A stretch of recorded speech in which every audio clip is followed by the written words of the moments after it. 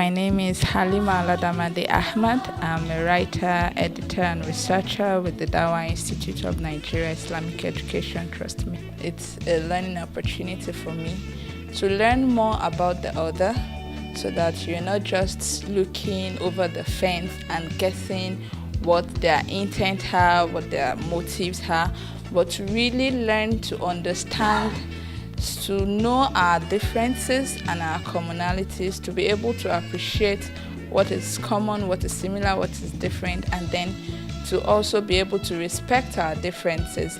I also hope to update my knowledge, attitude, and skills towards peace building and conflict resolution as a result of participating in this fellowship program.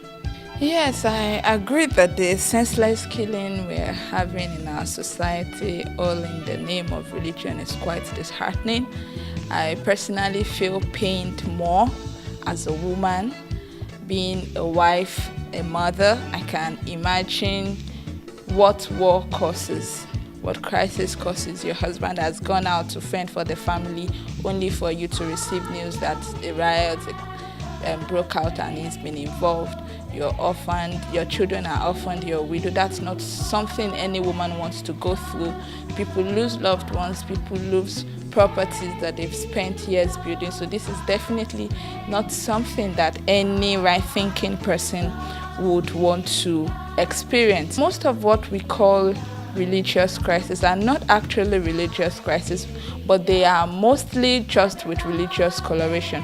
Most of these crises are usually inter-ethnic crises and other forms of crises that take on religious coloration, usually because often people of different, especially when it comes to, for instance, settler migrant issues, the settlers or people from one side usually belong more to one religion, while the other side of the clash belong to the other religion. So often we neglect the root cause of the issue.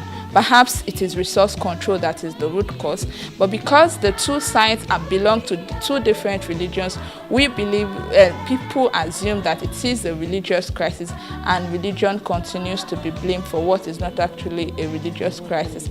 So there is the need for people to realize, to find out the underlying cause of crisis whenever it happens, to learn from our past, to analyze the different crises that Nigerians have gone through over the years and see what their root causes are, and address them before it turns into a multi-generational trauma that is passed from one generation to another. A mother tells her children the story of how her father was killed by a so group of persons, which breeds hate, without them trying to find out about these other people, and then this cycle of violence just continues. So we need to break that cycle of violence by finding out the root causes of our problems and addressing them headlong, because really, even if we look at the differences we have in our religion, it is nothing worth killing one another over.